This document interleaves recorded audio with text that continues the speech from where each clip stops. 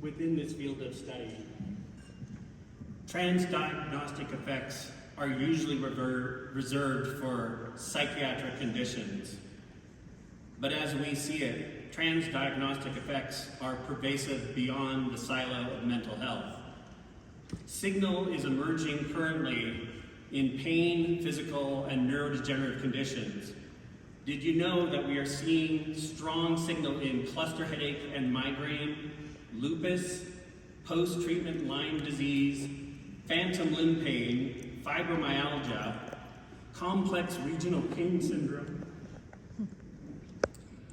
neuropathic pain, long COVID, spinal cord injury, traumatic brain injury, stroke, trigeminal neuralgia, cancer pain, Parkinson's, and bidirectional chronic pain associated with major depressive disorder and PTSD. The urgency of the need to develop research application and best practices for these lineage medications is shockingly high. When someone in chronic pain or extreme psychological distress is having a severe episode, it is not just the disabling effects that are so incapacitating. It's the near ontological existential crisis they often pose on sufferers. What kind of universe would want me to suffer like this? I must have done something wrong or made a mistake to cause this. Why would society allow pain like this to go unresearched and thus untreatable? Fortunately, many researchers and practitioners in this very field of study are rapidly and vigorously expanding their research into multiple models of describing what is occurring with the human nervous system when we see such a broad response, with often very different descriptions of what they believe to be the key mechanisms of action at the core of their treatment. Three models we'll be discussing today are structural neuroplasticity and systemic anti-inflammatory properties emerging from the chemotherapeutic effects, cortical reorganization of maladaptive perception and frameworks including pain and rumination, changes in gene expression that encode the inputs received by our nervous system, and what degree of the threat our immune response should reflect. What we believe is critical to understand in research going forward is that these are not single-factor drugs. I'm Court Wing, founder of REMAP Therapeutics and co-founder of the Psychedelics and Pain Association. I'm a 30-plus year performance and pain professional, and specific to this talk, in March of 2020, I was a study trial participant at NYU's USONA-sponsored trial of psilocybin for major depressive disorder. By the end of my dosing day, I was in complete remission of an increasingly treatment-resistant episode of more than 5 years. But shockingly, I was also in total relief from ongoing low to moderate chronic pain. The next day, as I lay there, basking in my restored strength, mobility, and coordination, all at once it came to me, why couldn't you combine high-dose psilocybin with mirrorbox therapy to treat phantom limb pain? 2 months later, as I was exiting the trial, Dr. Joel Castellanos and the entire research team at UCSD published their landmark review paper on chronic pain and psychedelics, where they discussed the case study of Albert Lin in 2018, who had treated his phantom limb pain by combining psilocybin with mirrorbox therapy. And I've been investigating the treatment potential of these compounds ever since. We are extraordinarily fortunate today to be joined by 3 researchers who are pioneers in this field of study. Dr. Robin Carhartt Harris founded the Center for Psychedelic Research at Imperial College in London, in 2019, and the Carhartt Harris Lab at UCSF in 2023, and was listed in Time Magazine's 100 Next in 2021, and Vox Magazine's Future 50 in 2023. Dr. Candace Lewis is an assistant professor at Arizona State University with joint appointments in the Schools of Life Sciences and Psychology. As director of the Bear Lab, her research is focused on epigenetic mediators of both early life adversity and psychedelic exposures on mental health. Dr. Charles Nichols is a professor of pharmacology at Louisiana State University at New Orleans, and the founder of the Nichols Lab, is widely acknowledged as one of the world's leading experts on the biological effects of psychedelics on the body, notably their anti-inflammatory properties, is the president of the International Society for Research on Psychedelics, and is on the board of directors of the Hefter Research Institute. With that, I would like to turn it over to, and I should advance this, pardon me. I'd like to turn it over, that was quite a jump. I'd like to turn this over to Dr. Robin Carhartt Harris.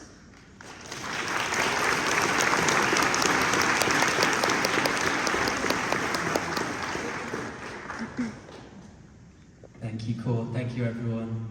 So I know we have a brief period to say a little bit about our respective models of psychedelic action, and then we come together and do keep more of a discussion together. So I was asked to provide a couple of slides. Literally, I've got 2 slides here, and I want to be focused and brief. So I'll tell you about 3 models that I presented that I hope are useful. All models are wrong, some are useful, and I hope that these are useful for people.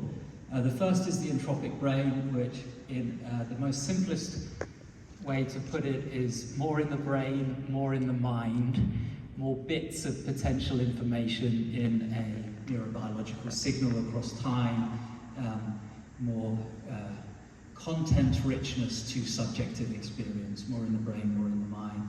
And I'd say that principle is really coming through in a lot of different ways at the moment, converging evidence supporting it. Yes, from psychedelics, but a lot of different interventions and conditions as well. The entropic brain inspired Rebus, which took its inspiration also from I would say, a dominant model in cognitive neuroscience, psychiatry, called hierarchical predictive processing. It says, by and large, we experience the world through internal predictive models. And what Rebus says is that psychedelics modulate the strength of encoding of those internal predictive models, and they dial it down. So that's the relaxation. And beliefs is just a nicer word than the more jargonistic priors, which is another term for these internal predictive models. So relaxing beliefs under psychedelics, you could think of examples like ego dissolution as speaking to that, and perhaps also treating pathological beliefs in psychopathology, which is where we go with the third model. The long form would be the canalization model of psychopathology, but that's horrible. So these days, and in a forthcoming book, I just call it the canal model, shorter and sweeter. But canalization goes back to 1911 and the French philosopher Henri Bergson, who, to my knowledge, was perhaps maybe the first to formally state that the mind and brain mostly functions to compress information in the vast, sea that we swim in of potential information. The brain must eliminate all that granularity so that we catch the gist of things, and not necessarily any more or any less, but the salient gist of things. And so he began that model and introduced this term canalization, which takes the analogy from a canal, a rut, if you want. And what I've done with the canal model is to extend that model of the mind and the brain to mental illness and say it overshoots in mental illness. And I suggest that that's a model of the main thing defining of mental illness. So not all of it, all models are wrong, some are useful, but if there's a principal component or main thing to mental illness, then that excessive ruttedness, that canalization is what I suggest is the main thing. I should probably more or less pause there in the interest of time.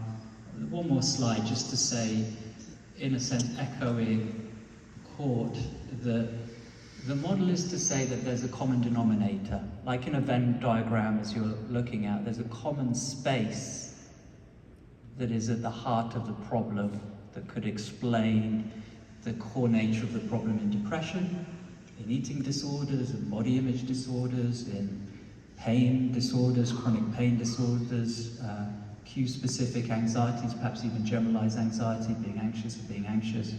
So much addiction disorders, that ruttedness, that canalization is the core, is the model. And you should know that the formal inverse of canalization, anyone, is plasticity. And the formal definition of plasticity is changeability. It's not change, it's changeability. So could that be a solution to the core common denominator? Thanks.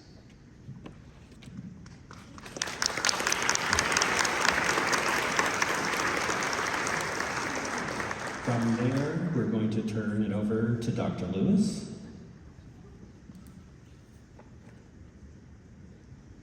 Thank you. So in my lab, we study psychedelics in the context of what we already know about mental health. Mainly, we're coming up in about 90 years of a solid body of literature demonstrating the strong impacts of acute stress, chronic stress, and early life adversity as very strong predictors for really all of the disorders that you mentioned, Court. Talking about transdiagnostic pathways. And now we find ourselves in a new era where we are trying to figure out how diverse psychedelic compounds like psilocybin, MDMA, and ketamine are all leading to symptom reduction. And at face value, these acute experiences are very different, right? They come in different flavors, where one is adversity and the other can have flavors of enjoyableness. However, if we dig deeper, we can see that the experiences of acute stress and trauma are quite actually similar to the states that psychedelics induce. At the neurochemical level, acute stress and psychedelics induce increased levels of serotonin, dopamine, norepinephrine, glutamate, and cortisol. Physiologically, one experiences increased heart rate, blood pressure, and oral temperature. And of course, psychologically, again, different flavors. However, they are highly salient and impactful. They have the ability to affect one's perception of their connection to safety, society, and self. Now when we take this and we understand this model, that they're inducing this very similar state at multiple levels, you can hypothesize that their mechanism leading to behavioral change, namely symptom reduction or symptom development, could be driven by the same mechanisms. And that is where my lab studies. Epigenetic modifications, interestingly enough, are regulating all of these systems upstream at the gene expression level. Now I want to talk more about early life adversity because this is when we really are so vulnerable to our environmental exposures, because it's when our brain is literally being built in response to the experiences that we have. And during early life is when the epigenome is most modifiable. In the early life stress literature right now, a lot of people are talking about what is early life stress? How do we define it? What is it? And I get asked this at talks all the time. The literature is clear, and I think everyone agrees that of course the big hitters, abandonment, neglect, and abuse are in this category, and they have long-lasting effects on all of these systems that we talked about. However, it's not that simple, and I think any therapist in the room knows this.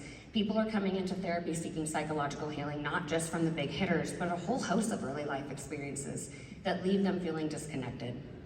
So I'd like to use Maslow's hierarchy of needs to demonstrate this concept.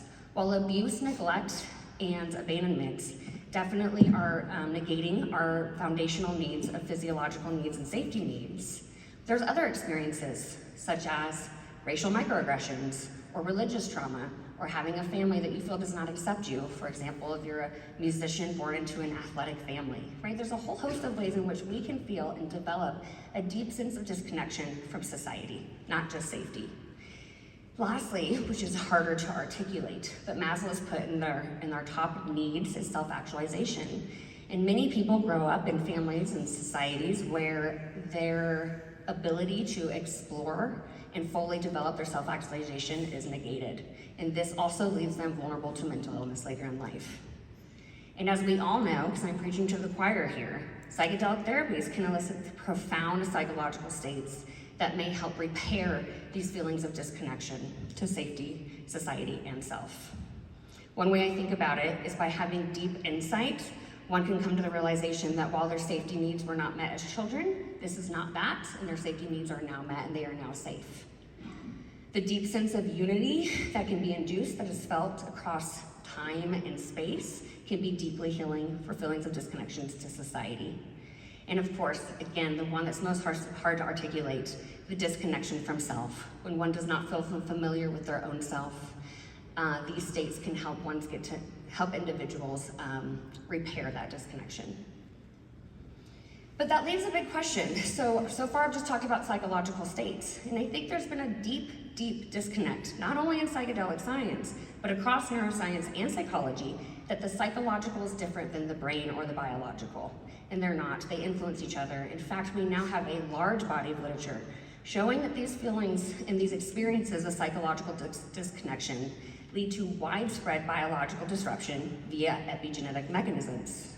Everything from decreased neuroplasticity, chronic inflammation, dysregulated stress physiology, and altered neurocircuits underlying mood, reward, and cognition can be traced back to stressful experiences altering epigenetic regulation. So what's the million-dollar question after that? Is it possible that psychedelics, both their pharmacological actions and their induced psychological states, are they also leading to symptom reduction through similar epigenetic modifications? And that is what that's what my lab is currently studying. This summer we'll be publishing 3 papers that are looking at both animal and human models of psilocybin, MDMA, and ketamine, demonstrating that they indeed are inducing epigenetic modifications that are very similar to those seen from early life adversity. If you guys want to know more about that data, I'll be presenting some of it at 5 p.m. today, and Dr. Sarah Menangle will be presenting some of it tomorrow at noon.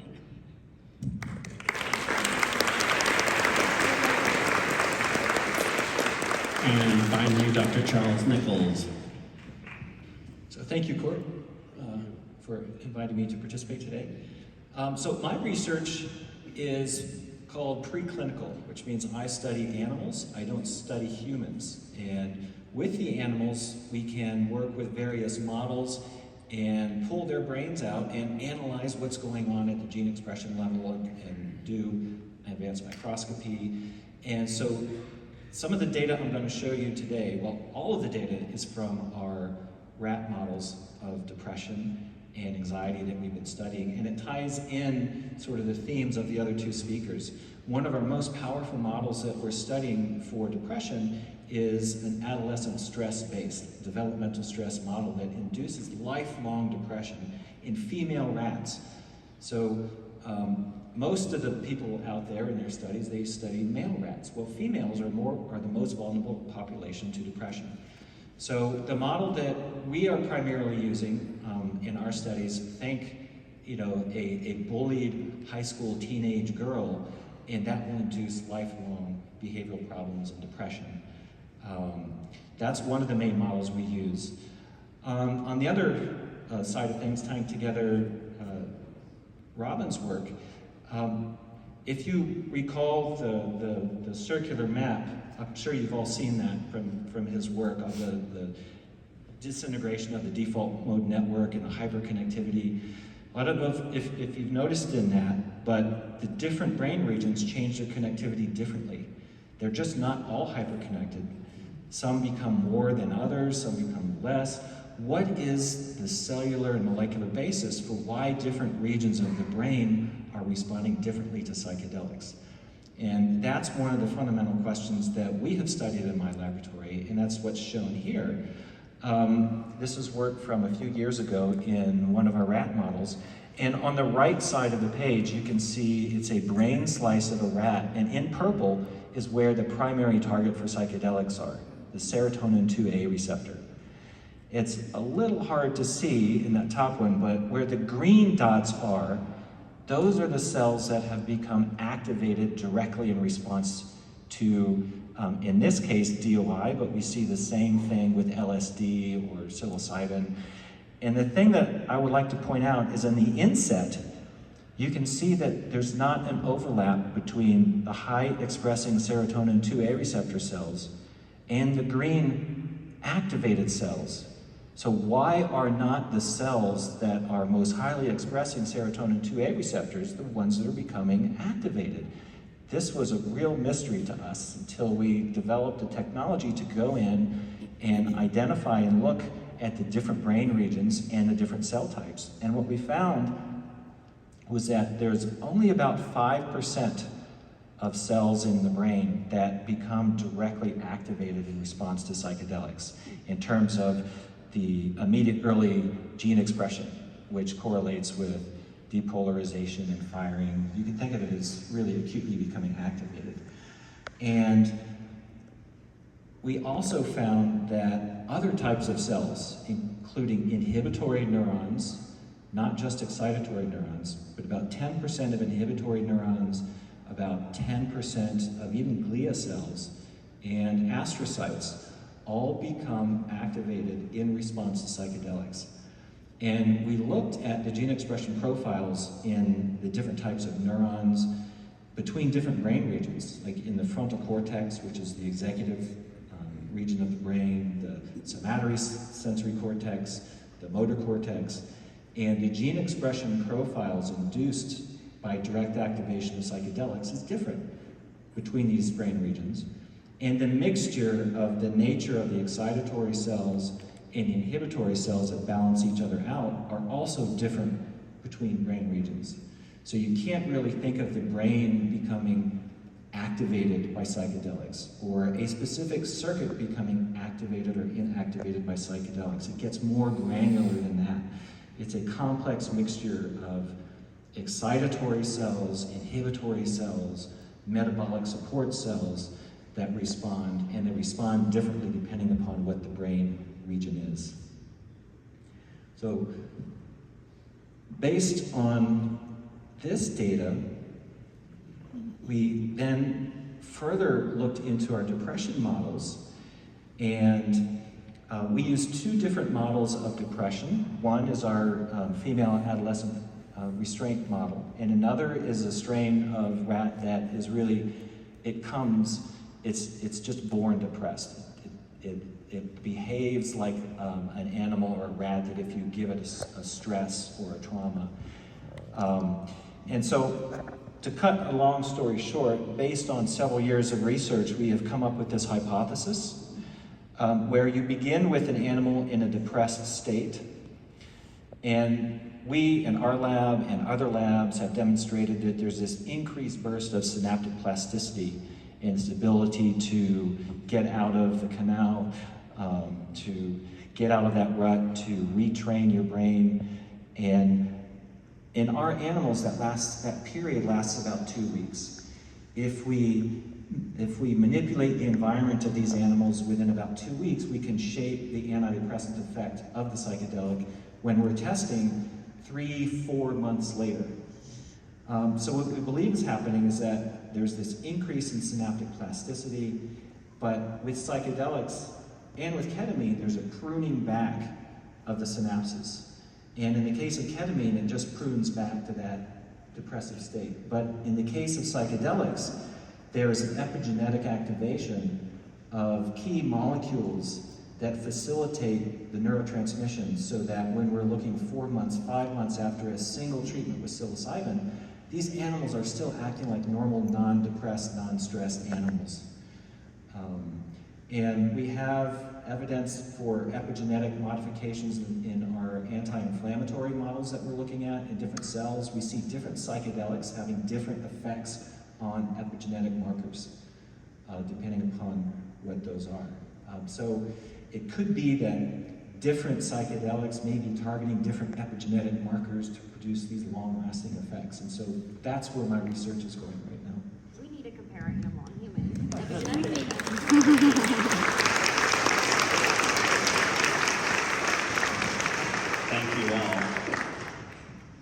Okay, so in the same order that we all just spoke, I have an opening question for you, and that would be, what do you believe is the least understood aspect of the evidence you've developed, and how does that shape the direction of where future research could be most beneficial? What do you believe is the least understood aspect of the evidence you've developed? The least understood. Gosh, what a great question. On stage, under the spotlight. Gosh.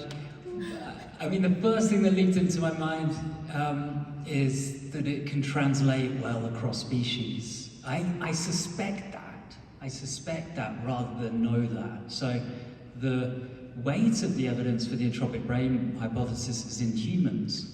It's from electrophysiology and MEG work, in disorders of consciousness, with anesthetics, with certain pathologies, and then on the other end of the spectrum, psychedelics, yes, but also now flicker light, meditation, enriching conscious experience and increasing the entropy of spontaneous brain activity, sampled typically through looking at electrical fields.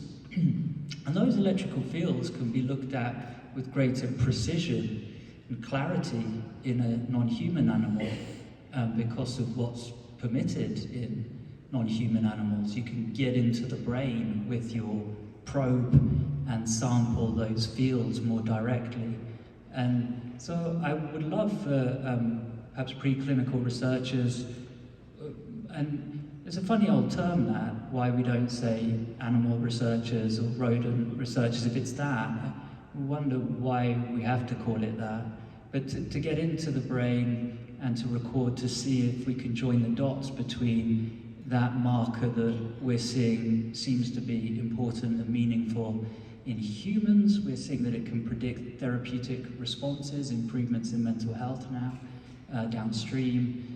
So it seems to be important in the species of most interest, but there seems to be little interest in looking at that marker in non-human animals to see whether an increase in it relates to things like spinogenesis, synaptogenesis, anatomical neuroplasticity.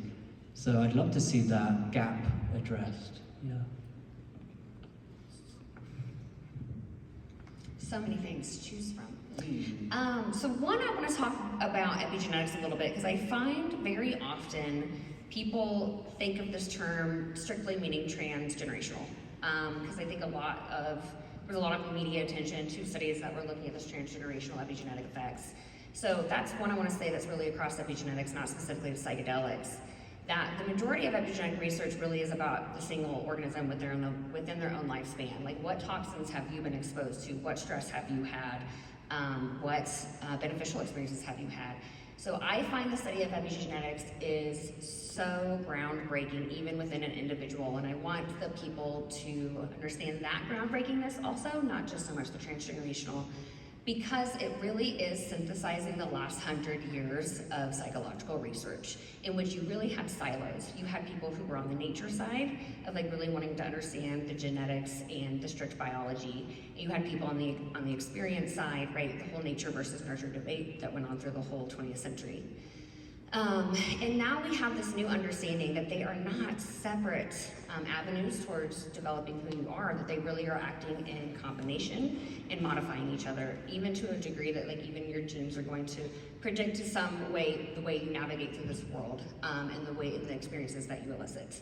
So I think that understanding epigenetics, we can really bring it all together. The animal research, the neuroimaging, psychological behavioral research, and understanding how they all play a part in each other.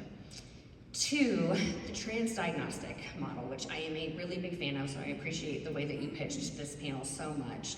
I really think that us being siloed in I study depression or I study PTSD is really hurting the field, and I am a fan of moving forward to understanding that there is so much shared etiology across these disorders. And this isn't new, right? But like neuroimaging research is showing, that when you compare depression patients to PTSD patients, it's actually hard to find a difference. We find the differences when we compare them to controls. Molecular genetic studies are finding the same thing, and we've known this for a long time based on their comorbidities. you have a very high chance of qualifying for another psychiatric disorder if you already have one disorder. So I think we need to get out of the transdiagnostic, or we need to get more into the transdiagnostic model. And then, is that a woo-woo?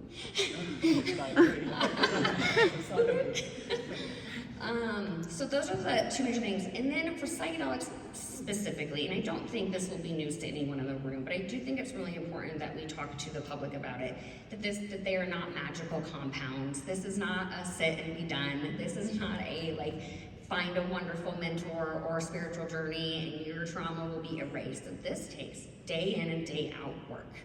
Insights can be brought, healing can be brought in that moment, but if you're not integrating it into daily life, then this is not going to have sustained effects. I'll leave it there.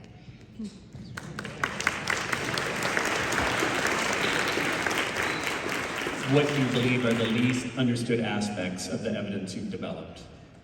I think the least understood aspects within our models of depression and stress would be epigenetics, so I'm going to give that to Candace. So on the other side of things, like if we talk about the anti-inflammatory aspect of things, we know that psychedelics are profoundly and potently anti-inflammatory in several models we've looked at: arthritis, asthma, inflammatory bowel, cardiovascular disease. But what's really amazing is that the behavioral effects and potencies as anti-inflammatories don't translate. For example, LSD is a really bad anti-inflammatory, but it's a really good, potent psychedelic. And so we're looking at the signaling pathways now, and we know that the signaling that leads to behavioral effects, primarily through the primary pathways, they are not involved in the anti-inflammatory effect. And a large part of my effort now is to try and figure out why psychedelics are so potently anti-inflammatory. And not all of them. There are some very potent psychedelics that aren't anti-inflammatory at all. And there are some psychedelics that are really not very good psychedelics, but they're very potent anti-inflammatories. So that's the conundrum that faces me every day when I'm around. And just to be clear, when we're talking about these severely potent anti-inflammatory effects, right, it bears emphasis that they are not immunosuppressive. That in fact, that anti-inflammatory effect is going down to the healthy default baseline, but not lower. Right. If we take a normal, healthy animal and we give it something that's proven to be a very potent anti-inflammatory, say in our asthma model, when we measure inflammatory biomarkers, we don't see an effect. We don't see an effect like if you give a corticosteroid, you're going to be suppressing pro-inflammatory cytokines and other biomarkers. We don't see that with psychedelics. And in, say, for example, our arthritis model, when we give the psychedelics and we see there's a decrease in the pro-inflammatory biomarkers, it never gets below the baseline level. So to talk about them as anti-inflammatories is a little bit of a misnomer. It's more of a return to homeostasis. When the system gets out of homeostasis, something happens in the body. There's some chemical switch that turns the serotonin 2A receptor from a pro-inflammatory mediator of serotonin to an active anti-inflammatory, anti-oxidative stress, anti-aging, really returning to homeostasis.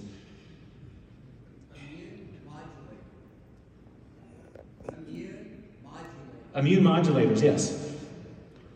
We are going to get to the Q&A shortly. I know. I hunted these conferences for quite a while.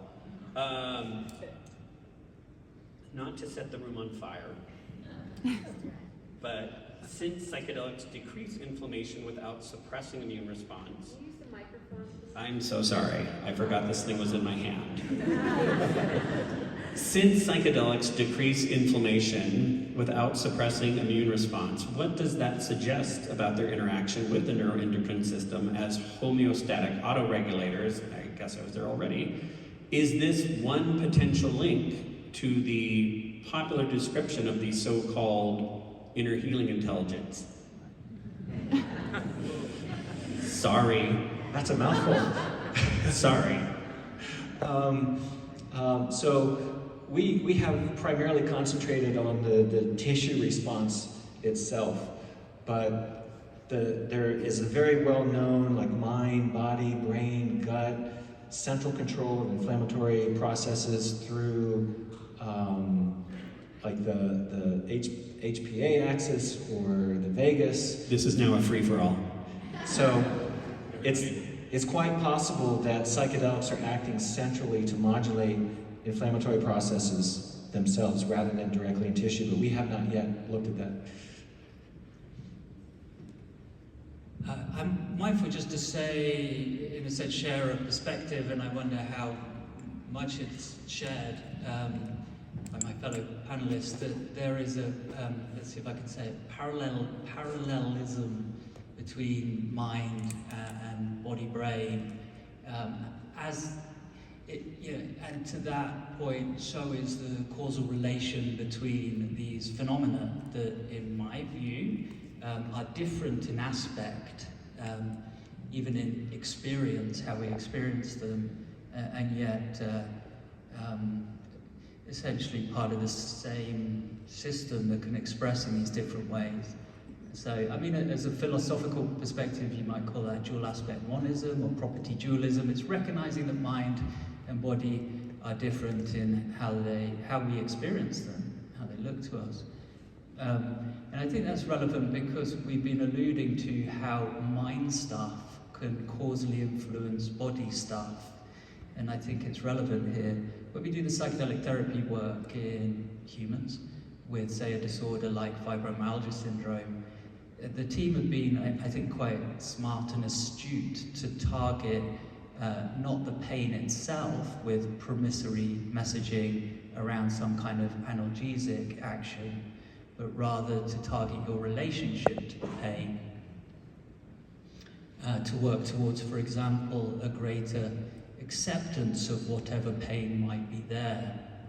And I say it's smart because in the little trial that we've done, that approach, and actually not just in fibro, but in anorexia, in depression, that approach of focusing on a greater acceptance has been a very powerful one. I want to give a little example about what I mean by brain and psychology being intertwined in the psychological experience. So, being in this room before coming up on stage, my heart was beating a little bit faster. In fact, it still is. Do you know why? Because my psychological state led to the release of noradrenaline. The psychological state is physical. And in that sense, I think is exactly what Robin was just saying, that they are influencing each other. And another comment I wanted to make on this is back to like the stress response and the cortisol and the noradrenaline that's running through my body. I tell my students all the time that the fact that we call the HPA system and the immune system two different systems is man-made. If you look at their pathways, they actually are fully connected and are constantly interacting with each other. So the way that we draw lines around systems in biology needs to always be carefully thought about and thought through, and that is that preventing us from thinking through things in a biological way, just because we've drawn different circles around the different pathways. So acute cortisol and glucocorticoids are anti-inflammatory. This is why your doctor will give them to you when your knee hurts, or you put it on your itchiness from a bug bite. However, chronic cortisol, as if someone who has had much early life trauma or is living in poverty with an a-hole boss, chronic cortisol running through our system is not what we evolved for. And that chronic cortisol is what leads to chronic inflammation. Getting back to what Chuck was talking about, when we talk about psychedelic medicines and their anti-inflammatory effects, we're talking about the reducing of an overactive system that is leading to downstream negative health consequences. So we've already been given the 5-minute warning, which means I've run into your Q&A. I'm sorry, but if a couple of you would like to go to that central microphone, if you have a burning question, this is the moment, and then I'll do our closing. Slow down, that's right, closing remarks. Go for it, please. Hello. Hello, can you hear me? Yes. All right, so my question is related to the, as we talked about, the relationship between the HPA activation that comes with all psychedelics, the release of cortisol that comes from psilocybin, ketamine, or MDMA, and then these immune modulating properties that we're seeing. And to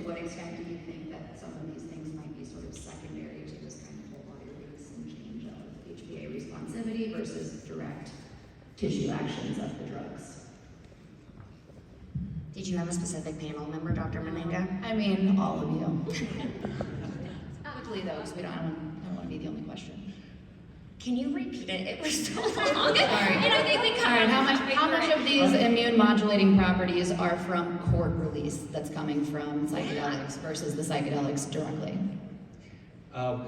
We have looked at tissues in isolation and cells in isolation, and we see some profound effects there, as well as in the whole body. So I think we're going to see both. It's a full body response. I can be really brief, hopefully. You reminded me that we've got a draft. I need to get to it and edit it on a stress response model of psychedelic action, that there's an acute stress spike and then an undershoot. Like an action potential, it goes into like a refractory period afterwards. So yeah, the event itself is pretty stressful and kind of an ordeal for many people, but then the afterglow afterwards is sort of the inverse. I think that could be a useful model there. I was just saying it's a great empirical question. Like, I've often thought about wanting to do cell culture models to add more models to my lab. Like, I'm not already full enough to really understand these cortisol exposures versus psychedelic exposures on intracellular stuff. So thank you. We could do one more question. I'm so sorry. We'll do other questions in the hallway, perhaps, if anyone's available. If anyone's available, but one more question. I'm sorry. I am sorry. Go ahead. Wow, And I have a to lot say- of anxiety about this now all of a sudden. So, has there been any research on the effect of psychedelics with C-reactive proteins? Yes.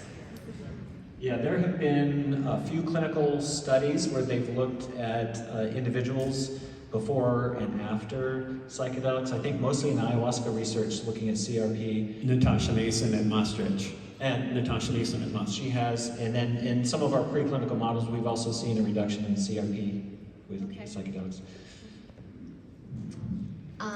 So to add to that, my lab has a paper where we looked at childhood emotional availability from parents. It was measured at both 30 months old and 12 months old, and we found that it predicts DNA methylation of CRP when the children are 8 years old. We used an identical twin model which controls for all genetic effects. So this is like a pure relationship between experiences and DNA methylation regulating immune response later in life. And in our DNA methylation data from different psychedelics, we're also seeing changes in DNA methylation of CRP. And afterwards, if you'd like to come up, Robin has some bookmarks to share. Someone has been busy writing, I think. And maybe you would all benefit from grabbing one, the few that are available. I have to, thank you. I have to say thanks, and we're closing. Do you want to say anything about this? Oh yeah, thanks everyone. It's hard to address in the models of how psychedelics work in just a few minutes, so I'll do it again later on at 4:30 in this room, and there's some football advertising.